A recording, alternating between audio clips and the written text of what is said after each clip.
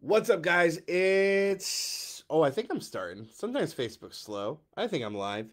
It's Tristan with Cairo Sushi, and today I'm talking about podcast SEO. It's one of the most trending topics out there in Google.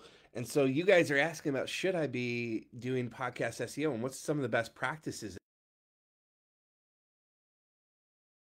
With our man James Lewis, who is working on the None of Our Business podcast for Sean and Lacey. Well, some of the best practices that you can do with your podcast is redistribution. One is it's the chicken or the egg conundrum. And what I mean by that is, how do I get more traffic? If Google says to get more traffic, you have to get traffic. Well, the easiest thing you can do is run ads for your podcast. So, number one, I could be running ads for my podcast to drive people more to my podcast. That's going to help with the SEO rankings. Number two, I should be probably dropping press releases for each podcast that I do. Every press release I do for my podcast, I'm going to get thousands and thousands of hits from all these different micro news stations across America and even in the world.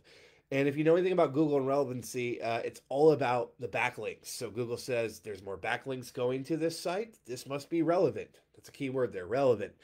Number three, I should be repurposing my content from the podcast and snippets on YouTube, putting those onto my website, putting those onto other channels like TikTok, Instagram, Reels, Pinterest, LinkedIn, all the social media channels, and driving back to my main source. Number four might be a bigger play, but getting influencers and other affiliate-like type marketers to distribute out your podcast. You can pay them per click, you can pay them per subscriber, you can set up little squeeze pages and share lead gen together on that.